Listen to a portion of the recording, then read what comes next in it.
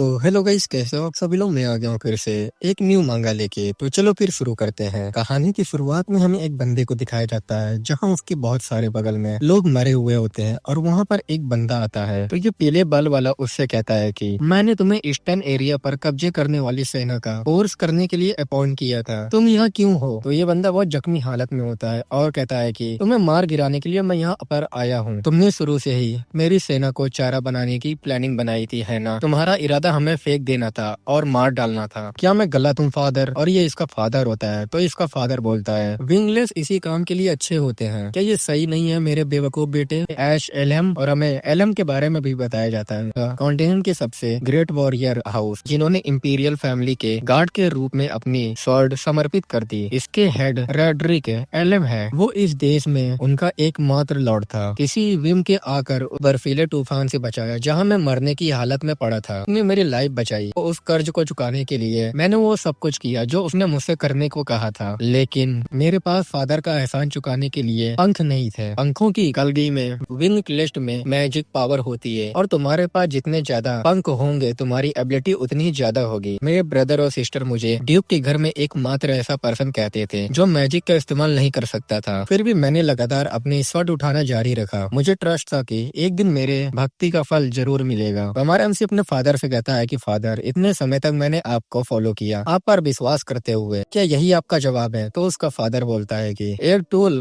क्या एक्सपेक्ट करता है, तुम्हारा गोल पूरा हो गया है, अब तुम जा सकते हो। तभी हम देखते हैं कि हमारा एमसी अपने फादर के ऊपर अटैक कर देता है और अपने मन में कहता है कि फादर, मैंने तुम पर भरोसा किया, मैंने वो सब कुछ किया जो तुमने कहा, मैं कितना बड़ा बेवकूफ था। तभी हम देखते हैं कि उसके ब्रदर और सिस्टर आते हैं और हमारे एमसी को जंजीर से जकड़ लेते हैं और उसके हाथ पैर को काट देते हैं। और पीले वाला उसका ब्रदर बोलता है कि तुम्हें सच में समझ नहीं आ रहा है ना ब्रदर। फाइनली ट्रैश तो ट्रैश ही रहते हैं। तो उसकी सिस्टर भी बोलती है इस तरह जमीन पर रेगना तुम पर खूब जचता है। तो हमारा एमसी दर्द में कह रहा होता है कि अगर तुम्हें मुझे वैसे ही फेंकना ही था तो तुमने मुझे अपने पास क्यों रखा। तो उसका फादर हमारे एमसी के पास आता है और कहता है कि खुद को इतना बड़ा मत समझो, मुझे शुरू से ही तुम्हारी कोई जरूरत नहीं थी। मुझे जिस चीज की जरूरत थी वो तुम्हारे बॉडी में रहने वाले 7 पंखों की पावर थी। तो हमारा एमसी भी शौक होता है और कहता है कि 7 पंखे। तो उसका फादर कहता है कि तुम्हारी मदर काफी यूज में थी, उसने तुम्हें जन्म दिया, वो बिच जिसकी मुझे जरूरत थी। वो वहाँ से चला जाता है। तो हमारा एमसी उसको रोकता रह जाता है लेकिन वो रुकता नहीं और हमारा एमसी कह रहा होता है कि तुम किस बारे में बात कर रहे हो, मुझे बता के जाओ। लेकिन वो कुछ नहीं सुनता है और उसके ब्रदर और सिस्टर हमारे एमसी को जान से मार देते हैं। और हमारा एमसी मरते हुए अपने मन में कहता है कि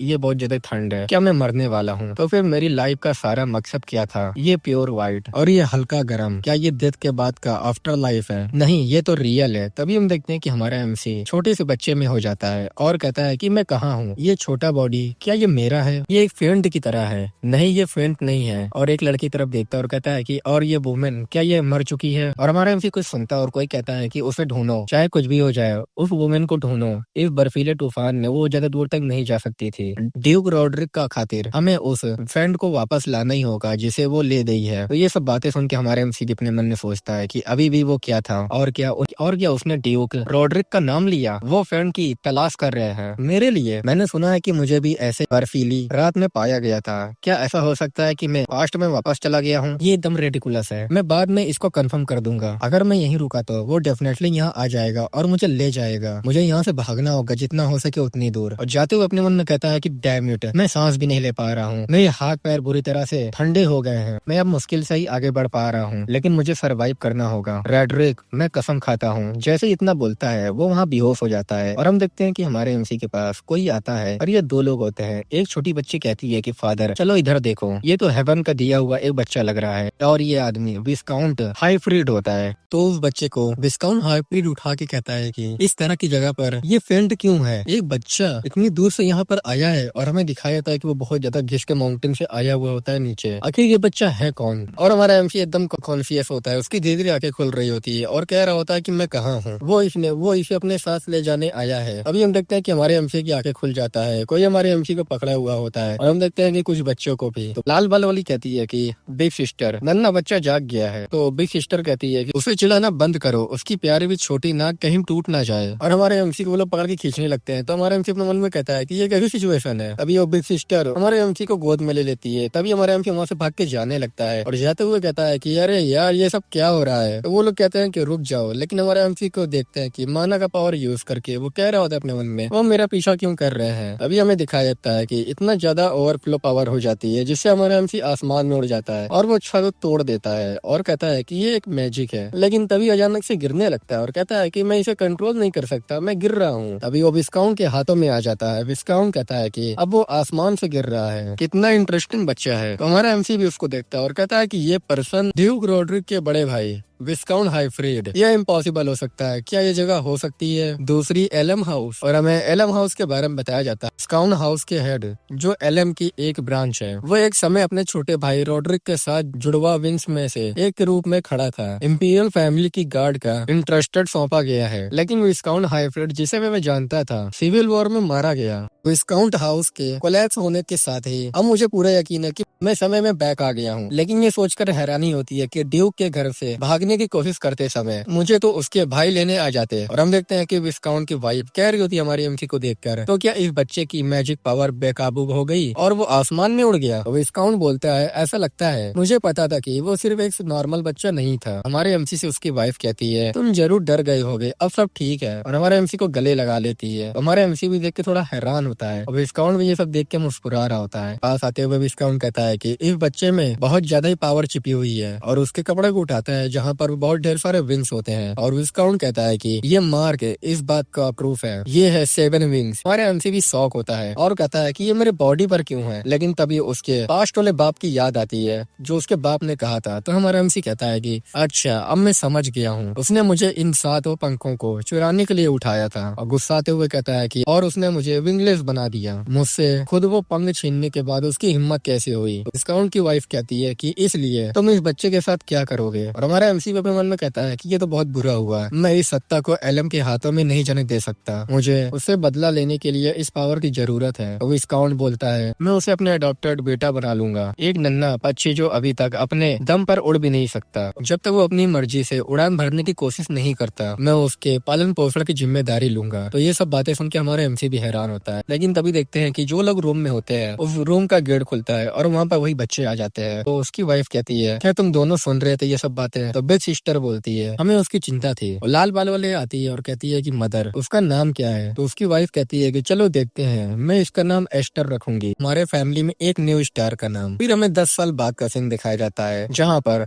विस्काउंट के पास कोई आता है और कहता है कि जैसे कि मैंने आपसे एक्सपेक्ट किया था लॉर्ड हाइब्रिड। फिर हम देखते हैं कि हमारा एमसी उतरता है जो कि वो 10 साल का हो जाता है और वहाँ पर वो लाल बाल वाली भी उतरती है। हमारा एमसी उसको उतारते हुए कहता है कि सिस्टर अल्फिन संभाल कर उतरना, और ये इसका नाम अल्फिन होता है। तो अल्फिन कहती है कि हमारा शुक्रिया एस्टर। और कुछ लोग बातें कर रहे होते हैं फॉर डांस गैदरिंग। एक सर्टेन ड्यूक के घराने द्वारा एलएम के बैनर तले होस्टेड एक इवेंट रखा गया। नोवेल वॉरियर हाउस के लिए एक सोशल गैदरिंग रखा गया। हालांकि ये नोवेल प्लेस के लोगों के लिए अपने संबंध गहरा करने का प्लेस है। ये अपोनेंट का सभी प्लेस है जहाँ हर घर वो अपने उन यंग शॉर्ट मैन का प्रदर्शन करते हैं जो अपने फैमिली का नाम आगे बढ़ाते हैं। तो कुछ लोग बातें कर रहे होते हैं कि विस्काउंट के लोग आ रहे हैं। उन्होंने सबक सीखे बिना एक बार फिर खुद को शर्मिंदा करने का फैसला किया। ऐसे फिक्सेवर के बजाय जो कभी आता ही नहीं, उन्होंने अज्ञात मूल के किसी लड़के को गोद ले लिया। वो एलन नाम को और कितना बदनाम करेंगे। अभी हम देखते हैं कि अल्फिन चिल्ला के कहती है कि इसे अपने ऊपर हावी मत होने देना। यहाँ जो कमजोरी दिखाते हैं वो सबसे पहले कुचल दिए जाते हैं। और उसका हाथ भी थोड़ा कांप रहा होता है। तो हमारा एमसी उसको नोटिस कर लेता है। तभी विस्काउंट बोलता है हमारे एमसी से ये विस्काउंट हाउस की करंट सिचुएशन है, मैं चाहता था कि तुम इसे देखो, क्या तुम निराश हो? हमारा एमसी मुस्कुरा के कहता है कि नहीं फादर, ये इस तरह का ठंडा स्वागत मुझे बिल्कुल ठीक लगता है। तो उसका फादर भी हंसते हुए कहता है कि ये जानकर तसल्ली मिली मुझे। फिर हमें बताया जाता है कि अपने पिछले लाइफ में एलएम फैमिली के कलंक के रूप में मेरी शुरुआत सबसे खराब रही। इस जगह से बहुत खराब यादें जुड़ी हुई है, लेकिन अब जब मुझे मेरे साथों पंख वापस मिल गए हैं तो मैं अलग हूँ। और हमें दिखाया जाता है कि वही ब्रदर और सिस्टर होते हैं जो हमारे एमसी को पिछले लाइफ में मारे हुए होते हैं। हमारा एमसी भी उन लोग को देख रहा होता है और कहता है कि तो अब चलो एक शानदार सोशल डेब्यू करते हैं, क्या कहते हो? फिर हमें एरिना का सीन दिखाया जाता है जहाँ पर वहाँ फाइट हो रही होती है और हमें बताया जाता है इस एज में जब नाइट राइन सुप्रीम थे, नाइट से पावर और वैभव दोनों की अपेक्षा की जाती थी। स्वॉर्डमैनशिप के बल पर पावर हासिल करना, स्प्लेंडर के माध्यम से फेम पाना, और जिसने दोनों को डिमोन्स्ट्रेट किया। और हम देखते हैं कि वहाँ फाइट चल रही होती है और हमें बताया जाता है फैमिली का एब्सोल्यूट प्रतीक था पंखों वाला प्रतीक चिन्ह। और हमें एक बंदे के हाथ पे 2 पंख भी दिखाए जाते हैं। और ये सब हमारा एमसी एल्फिन और उसके फादर देख रहे होते हैं। एल्फिन अपने कान पे हाथ रख लेती है और कहती है कि ये जगह पहले की तरह ही बेकार है, यहाँ बहुत ज्यादा ही शोर होता है। और हम देखते हैं कि एल्फिन की 2 सिस्टर होती हैं, उसकी दोनों सिस्टर कह रही होती हैं कि इसमें कोई भी हैरानी की बात नहीं है कि बहनें फेन और फ्रिया आना नहीं चाहती थी। और हमारा एमसी कुछ सोच रहा होता है तो एल्फिन बोलती है कि एस्टर क्या हुआ, क्या तुम नर्वस हो, आखिरकार ये तुम्हारा पहला शॉर्ट डांस गैदरिंग है। तो हमारा एमसी कहता है कि नहीं ये तो सच नहीं है, और अपने मन में कहता है कि अगर कुछ है तो वो पुरानी यादों का एहसास है। हमारे एमसी से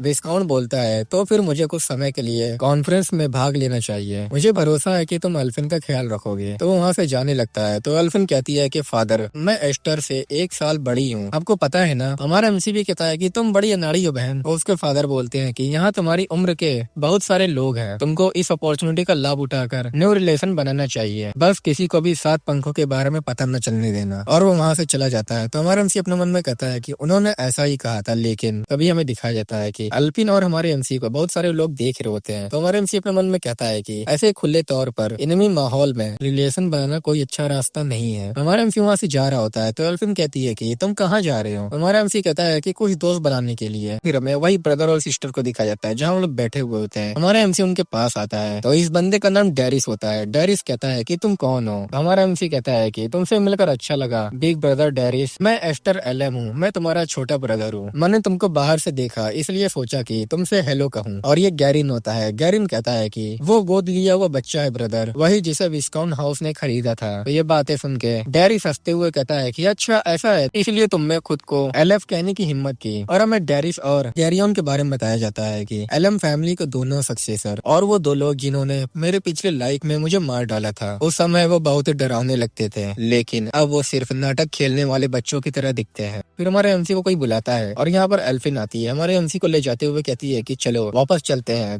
तुमने हेलो कहा था ना। अभी डेरिस कहता है कि अरे एल्फिन तुम भी यहाँ हो, आज फादर के पीछे नहीं छिप रही हो, इधर आओ और हमारा एंटरटेनमेंट करो, ये मेन हाउस का ऑर्डर है। तो वो गुस्से में बोलती है कि अगर मैंने मना कर दिया, मेन हाउस और ग्रांज फैमिली के बीच मास्टर सर्वेंट का कोई रिलेशन नहीं है। तो हमारा एमसी कहता है कि अरे बहन रुक जाओ। अभी डेरिस कहता है कि मेरी बात अभी खत्म नहीं हुई है, तुम्हें पता है क्या, हमारे फादर नाइट होने के बावजूद किंग की रक्षा करने में फेल रहे और सजा के तौर पर उसके छोटे भाई ने उसका हाथ काट दिया। मुझे बेहद खुशी है कि उस हारे हुए इंसान का खून नई रंगों में नहीं बहता। तो ये बातें सुनकर उसके पास आने लगती है, गुस्से में बोलती है कि अपनी बात वापस ले लो, नहीं तो मैं तुम्हें जान से मार दूंगी, मैं अपने फादर का अपमान तुम्हें नहीं करने दूंगा। लेकिन तभी हम देखते हैं कि वो जो जूस पी रहा होता है इसके मुंह पे फेंक देता है और गुस्से में बोलता है कि केवल निकम्मी लड़कियां ही पैदा होती रहती हैं जो उपाधि की सक्सेसर नहीं बन पाती। तुम्हारे फादर तुमसे बहुत निराश होंगे, ये कोई गेम नहीं है, अगली बार तुमको पहनना चाहिए, कुछ कपड़े ले आओ ताकि भीगने से तुम्हें कोई दिक्कत ना हो। और हम देखते हैं कि एल्फिन रो रही होती है और हमारे एमसी अपने मन में कहता है कि मुझे यहाँ आते समय चिंता हो रही थी, अब भी तुम्हारे चेहरे देखकर मुझे शायद बिल्कुल भी गुस्सा ना आए। लेकिन तभी हम देखते हैं कि हमारा एमसी उस बोतल को ले लेता है और हमारा एमसी एल्फिन के पास आता है, अपने मन में कहता है कि लेकिन मुझे खुशी है, और उससे कहता है कि हे डेरिस, और उसके पास बोतल दे देता है और वो कैच भी करता है। लेकिन हमारा एमसी ने स्वord चला के उस बोतल को वहीं काट देता है और कहता है कि तुम अभी भी वही घटिया लोग हो। जो जूस होता है उसके चेहरे पे गिर जाता है। हमारा एमसी अपना स्वord साफ कर रहा होता है और जूस को चाटते हुए कहता है कि ये तो अंगूर का जूस है, नन्हे मुन्ने रईसों के लिए एकदम सही है जूस, है ना। फिर 3 साल पहले का सीन दिखाया जाता है जहाँ हमारे एमसी अपना प्रैक्टिस कर रहा होता है अपने फादर के साथ। तो उसका फादर बोलता है कि अपने आप को कंट्रोल में रखो, क्या तुम अपने सिस्टर को ही जान से मारने जा रहे हो, अपने आप को टाइट से पकड़ लो। और अपने मन में कहता है उसका फादर यही 7 विंग्स की पावर है। ये सोचकर भी सरप्राइज होता है कि इसमें इतना खतरनाक पावर छिपी हुई थी, क्या मैं इसे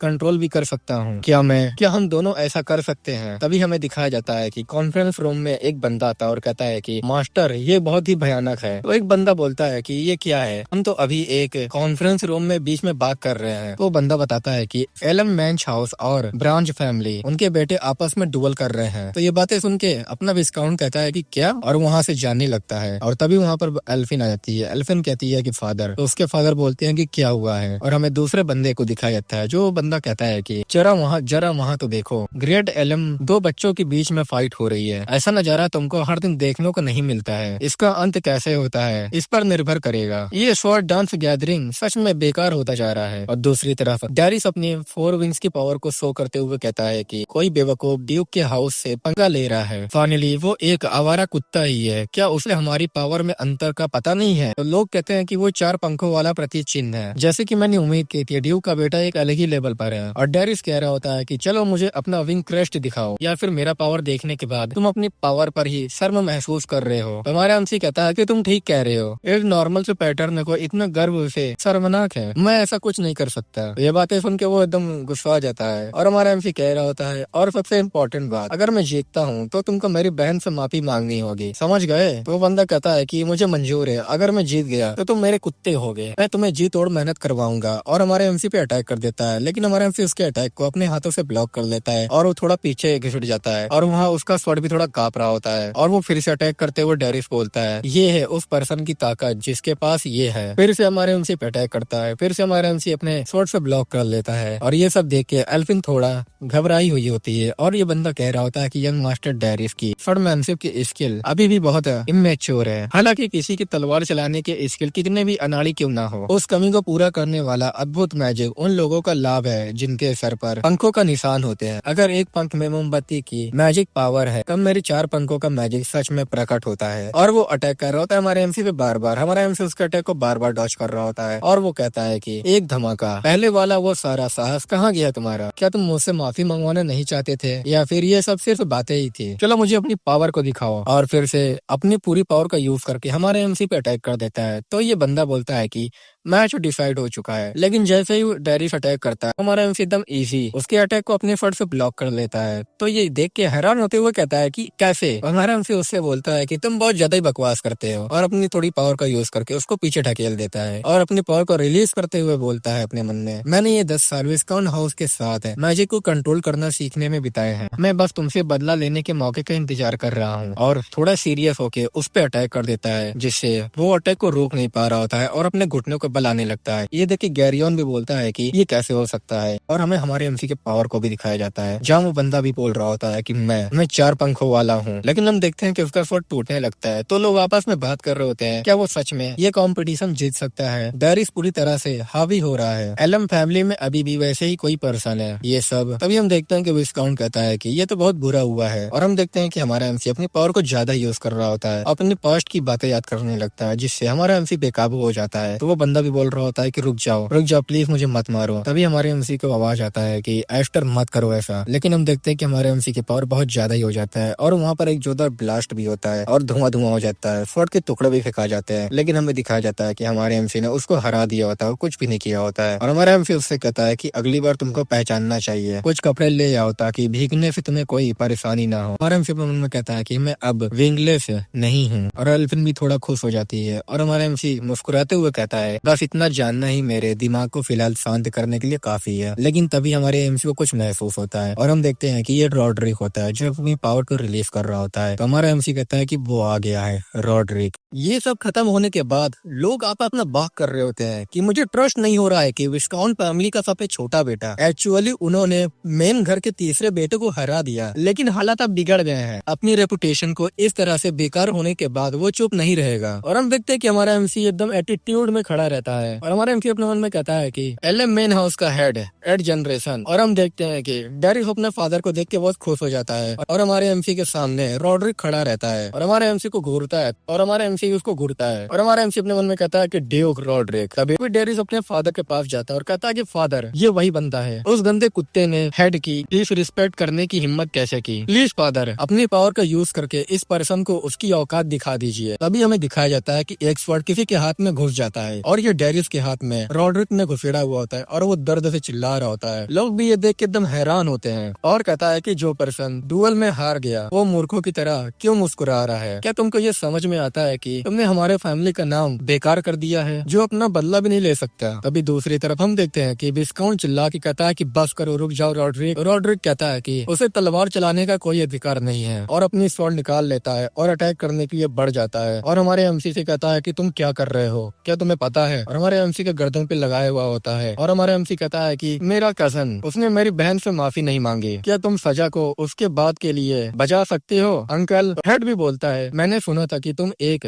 ऑर्फन थे जिसे हाइफ्रीड ने गोद लिया था और अब तुमको लगता है कि तुम एलम फैमिली का हिस्सा हो। तो हमारा एमसी कहता है कि मैं विस्काउंट का बेटा हूँ, खून का रिश्ता न होने के बावजूद मेरे फादर ने मुझे पूरी तरह से शिक्षा दी है एक नाइट के प्राउड और एक घर की विरासत के भार के बारे में। तभी वो हेड विस्काउंट की तरफ देखता है और तो रॉड्रिक कहता है कि इसलिए तुम विस्काउंट हाउस के मेंबर के रूप में इससे मेन हाउस रेपुटेशन को नुकसान पहुंचाया और अपनी पावर को रिलीज कर रहा होता है। कहता है कि हमारे पिनिकल और किंग की तरह किंग की तलवार के नीचे 12,000 वॉरियर का शिखर है, वो प्राउड है। तुमको ये समझना चाहिए कि ये कोई ऐसी चीज नहीं है इसे बच्चों का झगड़ा मानकर खारिज किया जा सकता है। हमारे फादर ने अपनी बेवफाई की कीमत के तौर पर अपना एक हाथ कुर्बान कर दिया था, तुम क्या पेशकश करोगे? तो हमारा एमसी कहता है कि अंकल मैं रिस्पेक्ट करता हूँ ये सब चीज को, ये भाइयों के बीच का झगड़ा नहीं था बल्कि एक डुएल था। मैंने अपने विस्काउंट हाउस के खिलाफ किए गए अपमानों का जवाब अपनी तलवार से दिया। जो पर्सन खुद का बदला भी नहीं ले सकता उसे तलवार चलाने का कोई अधिकार नहीं है। ये आपके ही शब्द थे अंकल, मैं अपनी एक उंगली भी छोड़ने का इरादा नहीं रखता। तो ये सब बातें ये बंदा सुनता और कहता है कि वो सिर्फ 10 साल का है, तुम मजाक कर रहे हो क्या मुझसे? तभी वो अपने स्वर को म्यान में रखते हुए कहता है कि ठीक है मैं समझ गया, और अपने म्यान से अपनी स्वर को निकालो। तो हमारे एमसी भी निकालने लगता है, लेकिन तभी हम देखते हैं कि हमारे एमसी पर इतना जोरदार अटैक करता है जिससे हमारे एमसी जाके पीछे फेंका जाता है। ये सब देख के विस्काउंट गुस्सा हो जाता है और कहता है कि तुम्हारी हिम्मत कैसे हुई, और अटैक कर देता है। लेकिन वो विस्काउंट के अटैक को रोक देता है। विस्काउंट आते हुए हमारे एमसी के पास आता है और कहता है कि क्या तुम ठीक हो एस्टर? लेकिन हमें हमारे एमसी को दिखाया जाता है हमारा एमसी बहुत जख्मी हालत में होता है, लेकिन वो एकदम ठीक तरीके से खड़ा होता है और खून से लथपथ होता है, और हेड और डेरिस वहाँ से जाने लगते हैं। तभी हमारा एमसी लड़खड़ा के गिरने लगता है। तभी हमारे एमसी को वो पकड़ लेता है और कहता है कि क्या तुम ठीक हो? हमारा एमसी कहता है कि मैंने इसकी ठीक से प्रोटेक्शन की है फादर, मेरा प्रॉमिस और बाकी सब कुछ। तो विस्काउंट बोलता है कि तुम शानदार थे। तभी हम देखते हैं कि रॉड्रिक से एक बंदा कहता है कि रॉड्रिक तुमने जो किया वो काफी बचकाना था, लेकिन अगर तुमने उस लड़के को जो चाहे बोलने दिया होता तो मेन हाउस की रेपुटेशन पूरी तरह से बर्बाद हो जाता। खैर ये एक अच्छा समझौता था, है ना? खुद ग्रेट ड्यूक के विरुद्ध जाना। उसने अनाउंस किया कि वो सफल रहे, एक होनहार यंग बच्चा साइन स्टार। उस लड़के के लिए इससे बेहतर शुरुआत हो ही नहीं सकती थी। तभी ये पीले बाला लोई बोलता है कि हालांकि इससे मुझे घबराहट हुई, मैं सरप्राइज हो रहा हूँ कि क्या एलएम से बीचों बीच से फट जाएगा। अभी रॉड्रिक बोलता है उथल पुथल का एज जल्दी आने वाला है, एक ऐसा तूफान जो दुनिया को 2 या 3 टुकड़ों में बांटने के लिए काफी बड़ा हो। दूसरी तरफ हमें हमारे एमसी और उसके फैमिली का दिखाया जाता है, जहाँ अल्फिन आती है और हमारे एमसी को केयर करते हुए कहती है क्या तुम ठीक हो? फिर हम देखते हैं कि हमारा एमसी अपने घर में वापस आ जाता है और ट्रेनिंग कर रहा होता है, एक को हरा देता है। तो वो बंदा कहता है कि ये बहुत ज्यादा ही एक्सेलेंट था मास्टर एस्टर। तो एक बंदा बोलता है कि शानदार स्किल, और सोचो वो सिर्फ 10 साल का है, ये बहुत डरावना है। तो दूसरा बंदा बोलता है कार्ड गैदरिंग से लौटने के बाद से ही वो और भी ज्यादा मेहनत से ट्रेनिंग कर रहा है, ये उनके लिए काफी मोटिवेशन रहा होगा। तो दूसरा बंदा कहता है कि इसके अलावा मैंने सुना है कि उसने ड्यूक रॉड्रिक के तीसरे बेटे को भी हरा दिया था। मेन हाउस ने हमें इतने लंबे समय तक कड़वी दवा पिलाई है, ये एक ताजगी भरी कहानी है। और हमारा हमसे अपना प्रैक्टिस करते हुए अपने मन में कहता है कि स्वॉर्ड डांस गैदरिंग में मैंने इनफ पावर और प्रेजेंस को शो किया, इससे विस्काउंट हाउस को एलएम नाम के लिए कलंक बताने वाली आवाजों में कम से कम थोड़ी कमी तो आनी चाहिए। लेकिन मेरा असली गोल अभी भी एलएम ही है। मैं ये टेस्ट करना चाहता था कि मेरी एबिलिटी कितनी दूर तक जा सकती है, ठीक उसी गैदरिंग में। लेकिन अभी मैं जिस हालत में हूँ उससे मैं रॉड्रिक को नहीं हरा सकता। अंत में पंखों पर बने शिखर मात्र इस बात के सूचक है कि किसी पर्सन के पास कितनी छिपी हुई मैजिक पावर है। इनेट मैजिक भी बेकार हो जाता है अगर तुम उसे कंट्रोल नहीं कर सकते। फिर भी मैं सातों पंखों की पूरी पावर को बाहर नहीं निकाल पा रहा हूँ। काश मैं 7 विंग्स की पावर का टेस्ट कर पाता बिना कंट्रोल खोने की चिंता किए। मैं अपनी इच्छा अनुसार सब कुछ कर सकता हूँ। अभी हम देखते हैं कि वो उस बंदे को भी हरा देता है और हमारा एमसी चिल्ला के कहता है कि अगला नंबर किसका है, जल्दी आ जाओ। लेकिन हमें दिखाया जाता है कि हमारे एमसी ने सभी को हरा दिया होता है। तभी हमारे एमसी को आवाज आता है, लगता है तुम फिर से पूरी ताकत लगा रहे हो। और ये एल्फिन होती है। एल्फिन बोलती है एस्टेट को आराम का मतलब बिल्कुल नहीं पता है, फादर तुमको बुला रहे हैं। तो हमारा एमसी भी कहता है कि फादर समझ गया, ठीक है मैं जा रहा हूँ। हमारा एमसी जा रहा होता है तभी उसको नोटिस करता है और कहता है कि ये आउटफिट ये तो बहुत ज्यादा अनयूजुअल है। तो वो बोलती है मुझे लगता था कि तुम इसे पहनना नहीं चाहती क्योंकि ये सुंदर नहीं है। तो वो बोलती है हर चीज में बैलेंस जरूरी है ना? तुम्हें देखकर मुझे एहसास हुआ कि मैं भी इस तरह नहीं रह सकती, इसलिए जब तुम वापस आओगे तो तुम मेरा साथ दोगे, है ना? और वो कहती है कि प्लीज मुझ पर नरमी बरतना, ठीक है? फिर हमारा एमसी अपने फादर के पास आ जाता है और हमारा एमसी कहता है कि फादर आपको मेरी जरूरत किस लिए थी? तो वो बोलता है कि चलो यहाँ बैठ जाओ, तुमको हमारे फैमिली में शामिल हुए 10 साल हो गए हैं। मैंने सोचा था कि तुम्हारे थोड़े बड़े होने तक इंतजार करूं, लेकिन तो हमारे एमसी पूछता है कि आखिर ये क्या है? तो वो बताता है कि अगले हेड हाउस का ये प्रूफ है। एस्टर मैं चाहता हूँ कि विस्काउंट हाउस तुमको हिरासत में मिले। ये बातें सुन के हमारा एमसी भी थोड़ा हैरान होता है। तो उसका फादर बोलता है कि जैसे तुम जानते हो विस्काउंट हाउस एक खराब सिचुएशन में है, लेकिन हम अब भी एलएम नाम धारण करने वाला एक ब्रांच फैमिली है और एक एरिया के रूलर के रूप में हमें बहुत कुछ प्रोटेक्ट करना है। हम वेकन के अगले हेड का पद हमेशा के लिए खाली नहीं छोड़ सकते। हमारे एमसी भी उससे कहता है कि क्या मेरी सिस्टर इससे ठीक रहेंगी? तो उसके फादर बोलते हैं तुम्हारी सिस्टर जो नाइट स्कूल में थी 3 दिन में वापस आ जाएंगी। मैं तब सबको बताने की प्लानिंग बना रहा हूँ। हमारा एमसी अपने मन में कहता है कि सिस्टर मार्फा और सिस्टर कुडो, और हमारा एमसी अपने फादर से बोलता है कि इस मामले में वो खुश नहीं होंगे। सिस्टर कुडो तो डेफिनेटली नाराज हो जाएंगी। वो मुझे नापसंद करती है क्योंकि मैं एक बेटा पैदा हुआ था और उन्हें 7 पंखों का आशीर्वाद प्राप्त हुआ। मैं इसे एक्सेप्ट नहीं कर सकता। मैं अपनी खुद की मैजिक पावर को भी कंट्रोल नहीं कर सकता। मैं इस नासमझ मूर्ख हूँ जिसने लगभग अपनी बहन को ही मार डाला था। मुझ जैसे पर्सन में किसी नाराज बहन को समझाने का आत्मविश्वास नहीं होता। तो ये सब बातें सुन के विस्काउंट भी थोड़ा मुस्कुराता है। हमारा एमसी जा ही रहा होता है तो उसका फादर बोलता है कि मुझे बहुत पहले से ये जानने की क्यूरियोसिटी थी कि क्या तुम सच में एक बच्चे हो। मुझे लगा था कि ये अंगूठी शॉर्ट गैदरिंग के लिए एक पुरस्कार होगी, लेकिन लगता है कि तुम इसके बजाय इससे ज्यादा खुश होगे। अभी हमारा एमसी कुछ देख कर एकदम हैरान हो जाता है और उसका फादर बोलता है ये मैजिक स्वॉर्ड ग्राम है, एक ऐसा ब्लेड जो 7 पंखों की पावर को कंट्रोल करने में एबल है। Magic devouring sword. अगले सीन में हम देखते हैं कि हमारे एमसी और उसके फादर जंगल तरफ जा रहे होते हैं और उसके फादर कहते हैं कि ठीक है ये जगह ठीक रहेगी। हमारा एमसी कहता है कि फादर अगर हम सिर्फ स्वॉर्ड का टेस्ट कर रहे हैं क्या ट्रेनिंग हॉल ठीक नहीं रहता? तो उसके फादर बोलते हैं कि ये एक प्रिकॉशन है और अपने मन में कहता है कि तुम अक्सर चीजें तोड़ देते हो। और हमारे एमसी से कहता है कि ये मैजिक स्वॉर्ड ग्राम एक लेजेंडरी ब्लेड है जो पीढ़ियों से केवल एलम फैमिली के सबसे बड़े बेटे को ही सौंपी जाती रही है। मैंने इसे तुम्हारे लिए मेन हाउस से मंगवाया है। फिर हमें दिखाया जाता है कि जो स्वॉर्ड को बांधा हुआ होता है अपने मुंह से निकल रहा होता है। जैसे ही निकलता है तो हमारा एमसी भी देख के हैरान होता है और कहता है कि ये स्वॉर्ड, और हमें दिखाया जाता है कि वो स्वॉर्ड टूटी हुई होती है। तो उसके फादर कहते हैं कि जैसा कि तुम देख सकते हो इस तलवार में ब्लेड नहीं है, लेकिन जब तुम इसमें इस तरह मैजिक को इंसर्ट करते हो तभी हम देखते हैं कि वो टूटा हुआ स्वॉर्ड एक कंप्लीट स्वॉर्ड बन जाती है और उसमें से एक ट्रेमेंडस ऑरा भी निकल रहा होता है। और उसके फादर बोलते हैं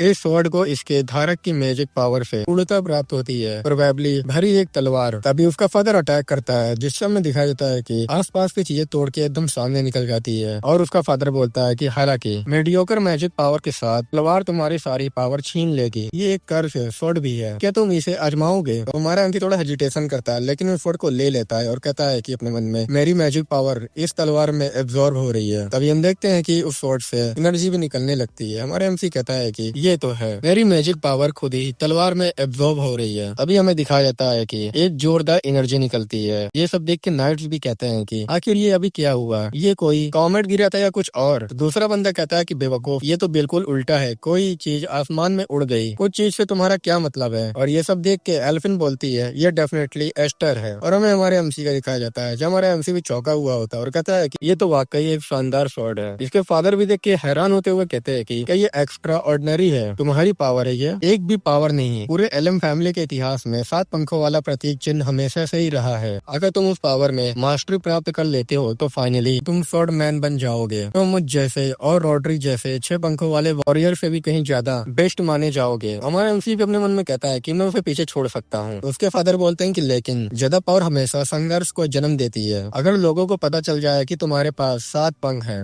हर कोई तुमसे नफरत करेगा। कुछ लोग तुम्हारा इस्तेमाल करने की प्लानिंग बनाएंगे जबकि अदर लोग तुमको खतरे के रूप में खत्म करने की कोशिश करेंगे। इसलिए जब वो समय आएगा तो अपनी लाचारी पर पछतावा करने से बचने के लिए तुम्हें और भी ज्यादा स्ट्रॉन्ग बनना होगा। एस्टर, तुम मेरी बात समझ गए हो ना? वो भी हाथ पकड़ते हुए अपने मन में कहता है कि हाँ ये सही है, मैं अब अपने पास्ट की तरह बेकार लाइफ नहीं जीऊंगा। और अपने फादर से कहता है कि आपका फादर शुक्रिया, मैं हर हाल में इन 7 पंखों पर महारत हासिल करूंगा। फिर हमें 3 दिन बाद का सीन दिखाया जाता है। उसकी वाइफ कहती है कि तुम लोग का स्वागत है और हम देखते हैं कि यहाँ पर कुडो और मैरफा आ जाती है। तो कुडो कहती है कि हम लोग यहाँ पर आ गए हैं और अपनी सिस्टर को देखते हुए कहती है कुडो चलो आ जाओ मेरी छोटी बहनों, तुम बड़ी बहन को घर वापसी पर गले लगाकर स्वागत करो। तभी हमें उन दोनों बहनों को भी दिखाया जाता है जो कि मार्फा के पास जाके लिपट जाती हैं और उन लोग कहती हैं कि घर में तुम्हारा स्वागत है बिग सिस्टर मार्फा। कुडो बोलती है कि क्या सिस्टर कुडो के साथ गले मिलने के बारे में तुम लोग का क्या ख्याल है? वो दोनों बहन बोलती है कि क्योंकि सिस्टर कुडो हमेशा हमारे बालों को खराब कर देती है। तो वो बोलती है कि नहीं ऐसा नहीं है, मैंने नाइट के शिष्टाचार को पूरी तरह से सीख लिया है, मैं कभी भी इतनी बेकार हरकत नहीं करूंगी। तभी वो एल्फिन को देखती है और उसको गले लगा लेती है और कहती है कि एल्फिन तुम बहुत अच्छी बच्ची हो। तो एल्फिन बोलती है कि तुम ये क्या कर रही हो? तभी मार्पा बोलती है कि एस्टर कहाँ है? तो उसकी वाइफ बोलती है कि वो ट्रेनिंग कर रहा है। और दूसरी तरफ हम देखते हैं कि कुडो को जो थोड़ा सैड होती है। और फिर हमें हमारे एमसी का दिखाया जाता है जहाँ हमारा एमसी प्रैक्टिस कर रहा होता है और बहुत थका हुआ होता है और कहता है कि डैम इट, मैं नहीं कर पा रहा हूँ, मैं मैजिक से तलवार बना सकता हूँ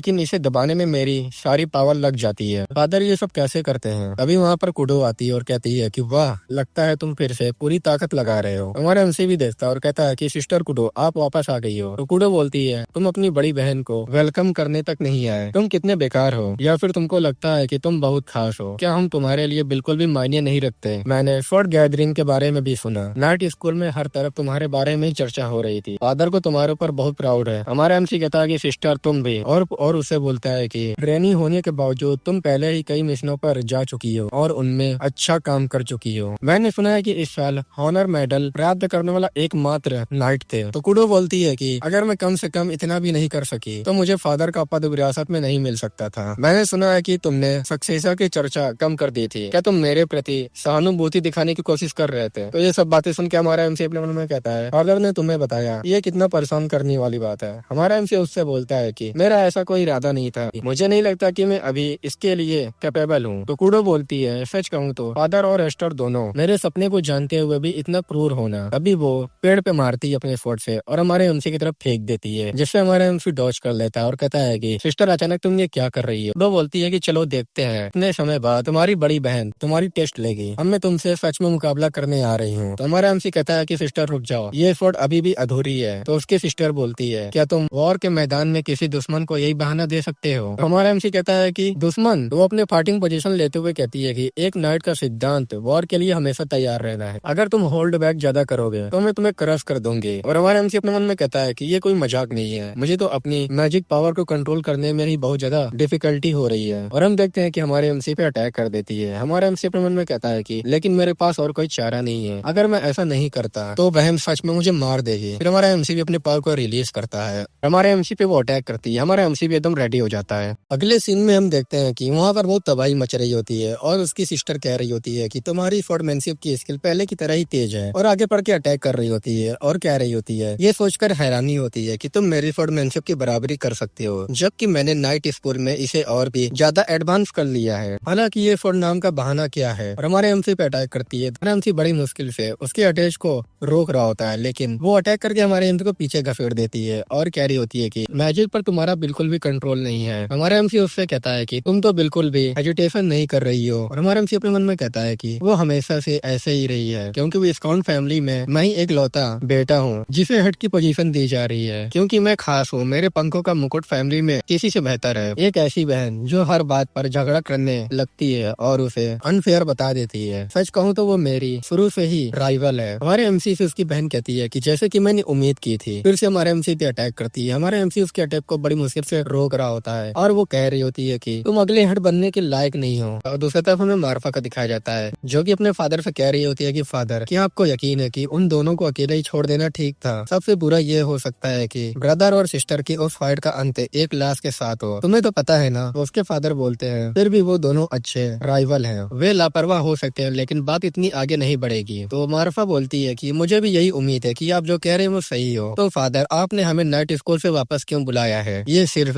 सक्सेसर के बारे में बात करने के लिए नहीं था, है ना? तो उसके फादर कहते हैं कि नहीं, और कुछ निकलता है। तो मार्फा देख के बोलती है कि ये क्या है? तो उसका फादर बोलता है कि एलएम मेन हाउस से एक सूचना है। ऐसा लगता है कि मेन हाउस के केंद्र का संचालन मेल कर रहे हैं। वे अपने पोता पोतियों के चेहरा देखना चाहते हैं। तो ये बातें सुन के मार्फा बोलती है कि ये बहुत सीरियस मामला है। तो उसके फादर बोलते हैं कि हाँ, मुझे लगता है कि हम ऐसा बहुत अच्छी तरह से कर सकते हैं, एस्टर को खोना। और दूसरी तरफ हमें दिखाया जाता है कि वो दोनों आपस में फाइट बहुत जोरदार कर रहे होते हैं। हमारा एमसी कह रहा होता है कि बेवकूफ मत बनो, उन्होंने सक्सेसर की चरखा को ठुकरा दिया। तुमने भी तो सुना था बहन। तो उसकी सिस्टर बोलती है अटैक करते हुए, और मैं तुमको बता रही हूँ कि मुझे यही बात बिल्कुल भी नहीं पसंद है, और अटैक कर देती है। हमारा एमसी अटैक को बहुत बड़ी मुश्किल से रोक रहा होता है और अपने मन में हमारा एमसी कहता है कि ये बहुत ज्यादा ही भारी है, ये एकदम मॉन्स्टर की तरह लग रहा है, जैसे कि वो मेरा ऊपर बैठ गया हो। लेकिन तभी हम देखते हैं कि हमारा एमसी उसके अटैक को डिप्लेट कर देता है और उस पर अटैक की बढ़ जाता है और कहता है कि कम से कम मेरी बात तो सुन लो। तो वो मुस्कुरा के बोलती है कि तुमने अभी भागने की कोशिश की है ना? फिर से हमारे एमसी पर लाइटनिंग का अटैक करती है। हमारा एमसी दूर जाके फेंकाता है और उसके मुंह से खून निकलने लगता है और कहता है अपने मन में, कितनी जबरदस्त ताकत है ये। और उसकी बहन आते हुए कहती है कि अपनी तलवार निकालो, अगर तुम सिर पे तलवार चलाते हो तो तुम्हें चोट लग जाएगी। अगर तुम मैजिक भी कर सकते हो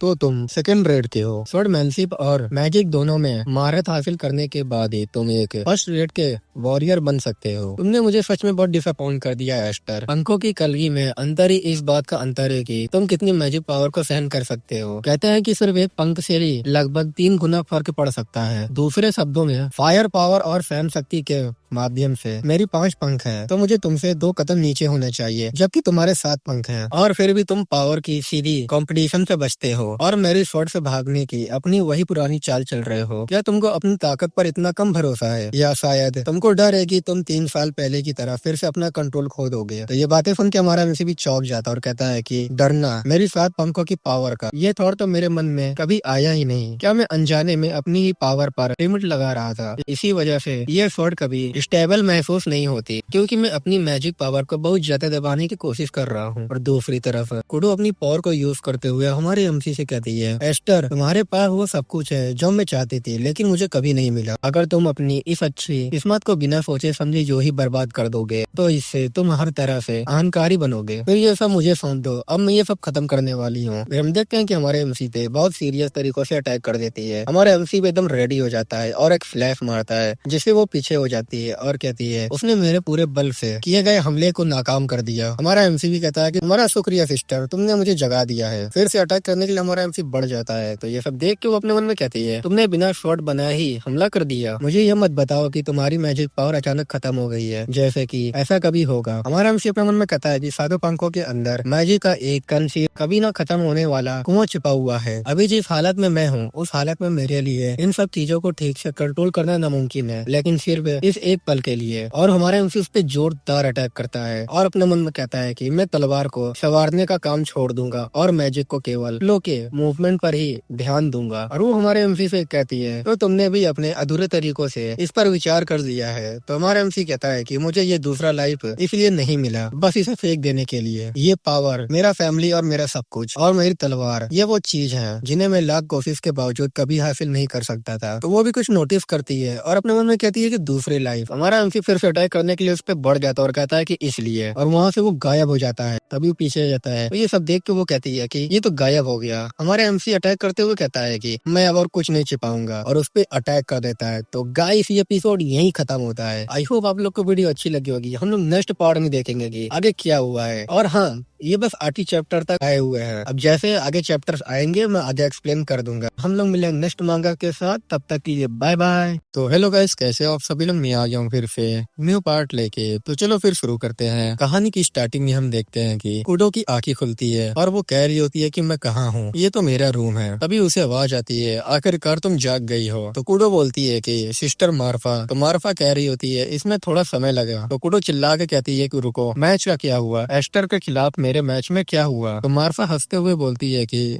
एस्टर तुमको यहाँ लेकर आया था। उसने कहा कि तुम मैच के बीच में ही सो गए थे। उन्होंने कहा कि तुम जर्नी से थक गई होगी। तो कुडो बोल रही होती है, ये सही नहीं है। उस लास्ट मोमेंट में मुझे लगा कि एस्टर ने मुझे मार डाला है, लेकिन सच में एस्टर ने टक्कर से ठीक पहले अपनी मैजिक तलवार को रोक दिया था और केवल बची हुई मैजिक पावर ही मेरे बॉडी से गुजरी। अगर मैं इस बारे में सोचूं तो एस्टर कभी भी अपनी बहन की हत्या नहीं करेगा, लेकिन उस पल मुझे सच में लगा कि वो मुझे मार डालेगा। और मुस्कुरा के अपने मन में बोल रही होती है, कितना गुस्सा दिलाने वाला छोटा भाई है, मुझसे इतना छोटा होने के बावजूद इस तरह का बिहेवियर करना। और अपने सिस्टर से पूछती है, एस्टर इस समय कहाँ पर है? मैं उस मैच को एक्सेप्ट करने से इनकार करती हूँ। तो सिस्टर मार्फिया बताती है, इस बार मैं शुरुआत से ही पूरी ताकत लगा दूंगी। तो सिस्टर मार्फिया बोल रही होती है, एस्टर पहले ही जा चुका है, तुम्हें पता है ना? तो वो बोलती है कि क्या? तो मार्फा बोलती है, एस्टर को मेन घर से समन किया गया था, अभी अभी वो फादर के साथ चला गया। क्या तुम्हें नहीं पता था? अभी वो चिल्ला के कहती है कि क्या, मुझे किसी ने भी ये कोई बात नहीं बताई थी। फिर हमें एक कैरेज को दिखाया जाता है जहाँ हमारा एमसी बैठ के जा रहा होता है। तो उसके फादर बोल रहे होते हैं कि जिन लोगों से हम मिलने वाले हैं, क्या वो एल्डर लॉर्ड हैं जो पर्दे के पीछे से एलम फैमिली को सपोर्ट करते हैं। मेन और ब्रांच दोनों के मेंबर के फॉर्मर हेड और एलम के बैनर तले प्रतिष्ठित पर्सन। रिटायरमेंट के बाद भी उनका जबरदस्त इफेक्ट बना रहता है। शेडो रूलर और फिक्सर, जब से मैंने तुम्हें गोद लिया है, इन एल्डर लॉर्ड्स ने तुम में कोई भी रुचि नहीं दिखाई है, तो फिर वो अचानक तुमको अभी क्यों बुला रहे हैं? तो हमारा एमसी कह रहा होता है कि शायद शॉर्ट गैदरिंग में जो कुछ हुआ उसी के कारण। मैंने सुना है कि एलम फैमिली के एल्डर अपने फैमिली की प्रतिष्ठा को बहुत इंपॉर्टेंट देते हैं, पैसों से भी ज्यादा, यहाँ तक कि अपने जान से भी ज्यादा। और वो लोग जो उस रेपुटेशन को धूमिल करते हैं, उन्हें जानवरों के पिंजरों में चारे के रूप में फेंक दिया जाता है। तो उसके फादर कहते हैं कि एस्टर, तुमने ये कहानी कहाँ से सुनी है? तो हमारा एमसी कहता है कि बहुत समय पहले मैंने सुना था। ठीक है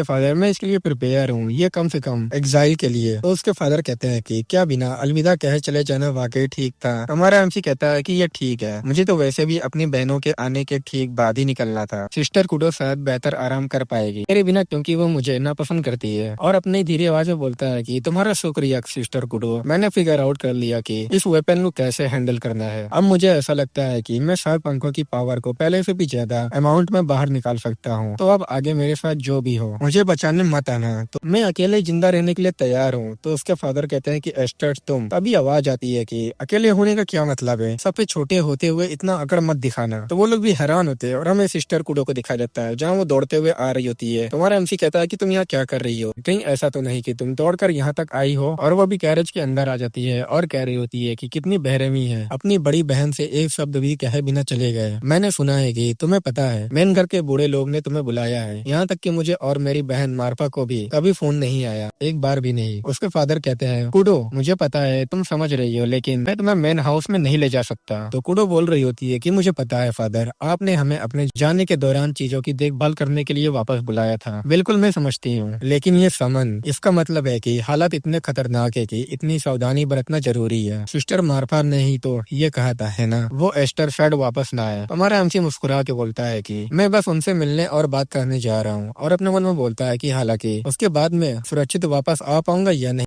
ये एक अलग बात है। सिस्टर कुडो कहती है कि सुनो मेरी बात, मैं तुम्हें डिसलाइक करती हूँ, तुम मेल हो, तुम्हारे पास 7 पंखे हैं और तुमको हमेशा स्पेशल ट्रीटमेंट मिलता है। ये फैक्ट कि तुम मुझसे अपनी बड़ी बहन से ज्यादा स्ट्रॉन्ग हो और जिस तरह से तुम मेरे छोटे भाई होते हुए भी बड़ों जैसा बिहेवियर करते हो, मुझे ये सब बिल्कुल पसंद नहीं है। लेकिन फिर भी तुम मेरे फैमिली के लिए प्रीशियस हो, चाहे तुम कितने भी ताकतवर हो या कितना भी समझदार दिखो, तुम फिर भी मेरे छोटे भाई हो। तो ठीक से घर वापस आ जाना और चलो एक और मैच खेलते हैं, मैं तुम्हें जीतने और भागने नहीं दूंगी इस बार। ठीक है फिर मैं चलती हूँ। फिर वो वहाँ से उतर के चली जाती है। हमारा एमसी भी कह रहा होता है कि वो यहाँ किस लिए आई थी। तो उसके फादर मुस्कुरा के बोलते हैं कि वो एक अच्छी राइवल है ना। हमारा एमसी भी मुस्कुरा के अपने मन में कहता है कि तुम्हारा शुक्रिया सिस्टर, मैं डेफिनेटली वापस आऊंगा। और वो वहाँ से चला जाता है और ये भी बाय कर रही होती है और वो लोग मेन हाउस के गेट के पास आ जाते हैं। गार्ड कहता है कि वेलकम बैक लॉर्ड हार्टपीट, डेल्टा लॉर्ड्स आपका इंतजार कर रहे हैं। हाई पीरियड बोल रहा होता है कि हमें रास्ता दिखाने की जरूरत नहीं है, मुझे रास्ता पता है। तो गार्ड बोलता है कि मुझे डर नहीं लग रहा है, हमें ऑर्डर दिया गया है कि हम आप दोनों को हर हाल में एक साथ लाएं। तो हमारे वैसे अपने मन में कहता है कि इसलिए उन्होंने हमें यहाँ नहीं बुलाया, सिर्फ अपने पोते पर प्यार लुटाने के लिए, है ना। फिर भी ये पुरानी यादों का ताजा कर देता है। मुझे अपने पुराने घर में आए काफी समय हो गया है। और वो लोग अंदर जा रहे होते हैं और कुछ लोग प्रैक्टिस कर रहे होते हैं। हमारे एमसी से उसका फादर कहता है कि मुझे पूरा यकीन है कि तुम ये बात समझ गए हो एस्टर, लेकिन आज के दिन अपना आपा मत खोना, ठीक है। कोई फर्क नहीं पड़ता कि वो क्या कहे। तो हमारा एमसी कहता है कि ये डिपेंड करता है। तो उसके फादर बोलता है कि उनके बिहेवियर के आधार पर प्रॉब्लम सच में वो ही है। हमारा एमसी भी आसपास देखते हुए कहता है कि डेरियस यहाँ नहीं है। खैर अगर उसका मेन हाथ बुरी तरह से घायल हो गया है तो वो जल्दी वापस नहीं आ पाएगा। अभी उसके फादर हमारे एमसी से बोलते हैं क्या तुम सुन रहे हो एस्टर। तो हमारा एमसी कहता है कि हाँ हाँ फादर मैं सुन रहा हूँ। तो हमारा एमसी कहता है कि सिर्फ आज के लिए मैं एकदम शांत रहूंगा। मेरी बहन ने भी मुझसे कहा था कि मैं डेफिनेटली वापस आऊँ अच्छे से। तभी वो लोग अंदर आते हैं। गार्ड कहता है कि रिक्वेस्ट के अनुसार हम लॉर्ड हाइब्रिड और उनके बेटे को लेके आ गए हैं। तो सामने से आवाज आती है कि तो आखिरकार तुम आ ही गए हो, क्या 10 साल से ज्यादा हो गए हैं। वेल तो अब मेरा पोता हाइब्रिड, तो वो रिस्पेक्ट को शो करते हुए कहता है कि बहुत समय हो गया है। 6 हेड। तो 6 हेड बोलता है कि नहीं मुझे ग्रीटिंग की जरूरत नहीं है। और हमारा एमसी देख के अपने मन में कह रहा होता है कि एलएम की छाया में छिपा हुआ डेमन यही है, जेनिथ एलिम, मैन फैमिली का हेड और ब्रांच फैमिली के फॉर्मर हेड, साथ ही एलएम के अधीन के बड़े अधिकारी। शॉर्ट डांस गैदरिंग में मैंने कुछ चेहरों को पहचाना है। तो रॉड्रिक यहाँ पर नहीं है। 6 हेड बोल रहा होता है कि वो यहाँ मौजूद नहीं है लड़के। हमारा एमसी भी उसके बात को नोटिस कर लेता है और वो कहता है कि आखिरकार वो रॉयल फैमिली का सेनापति है, उसके पास इंटरनल मामलों में उलझने का समय नहीं है, इसलिए हम जैसे वॉरियर उनके लिए कागजी कार्रवाई का जिम्मा संभाल रहे हैं। तो ये सब बातें सुन के हमारा एमसी अपने मन में बोल रहा होता है कि अपने पिछले लाइफ में मुझे इस आदमी को देखने का मौका भी नहीं मिला था, इसलिए तब मुझे कोई परवाह नहीं थी। लेकिन मौजूद हेड की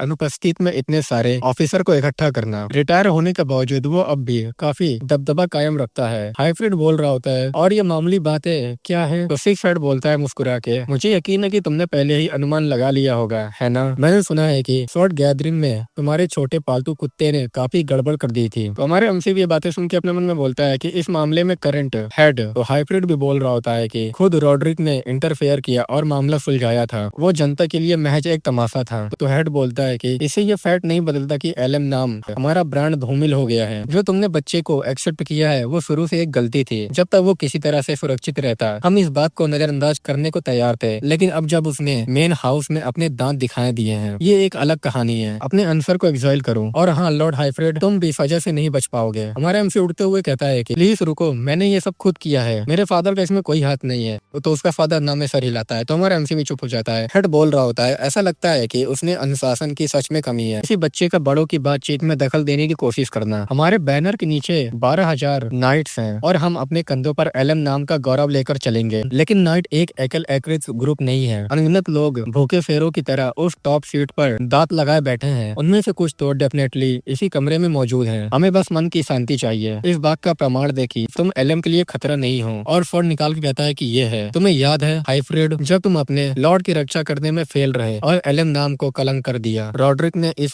कच्च में तुम्हारा हार्ट काट दिया था। इस बार उस लड़के का सर धड़ से अलग कर दो। ये बात सुन के हमारे एमसी भी हैरान होता है और वो बोल रहा होता है कि ऐसा करो और हम इस घटना को इग्नोर कर देंगे। तो उसका फादर कहता है मैं इसे रिफ्यूज करता हूँ। मैं अपने बच्चे को मारने की बजाय खुशी खुशी अपनी जान ले लूंगा। हमारा एमसी भी देख के हैरान होता है। तो हेड बोलता है कि अच्छा ऐसा है तो ठीक है, इस मामले में तुम्हारी भी डेथ हो सकती है। तुम्हारी वाइफ, तुम्हारी बेटियां और वो लड़का, तुम में से हर एक आज के अंत तक विस्काउंट हाउस का एग्जिस्टेंस समाप्त हो जाएगा। हम देखते हैं कि सभी गार्ड अटैक करने के लिए बढ़ जाते हैं। हमारे एमसी अपने फॉर्म में आते हुए कहता है कि तुम किस बात से इतना डरते हो बूढ़े आदमी। तो ये बात सुन के हेड बोलता है कि तुमने अभी क्या कहा। हमारे एमसी कहता है कि ग्राउंड लोग एक साथ हेडल होकर कांप रहे थे। अगर तुमको अपने ही कुत्ते के काटने से इतना डर लगता है फिर मुझे एग्जाइल कर दो या मार डालो, जो तुम्हें ठीक लगे। लेकिन अगर तुम मेरी फैमिली पर हाथ उठाते हो तो देख लेना। और अपने फादर से कहता है कि मुझे माफ करना फादर। और हमारा एमसी अपने मन में कह रहा होता है मैं चुप रहने में बिल्कुल भी अच्छा नहीं हूँ। तो लोग क्या होते हैं कुछ देख की अरे अरे ये क्या है, ये तो उसकी पीठ पर बना वो क्रस्ट है। और हमें दिखाया जाता है कि हमारे एमसी ने अपने कपड़े उतार दिए होते हैं और शो कर दिए होते हैं 7 क्रेस्ट विंग को। और हमारा एमसी कह रहा होता है कि अगर तुम ऐसा करते हो तो ये 7 पांच के एलएम के एनिमी बन जाएंगे। और उसकी चेस्ट से एक जोरदार पावर भी रिलीज हो रही होती है। और हमारा एमसी गुस्से में बोलता है इस बारे में बहुत ध्यान से सोचो।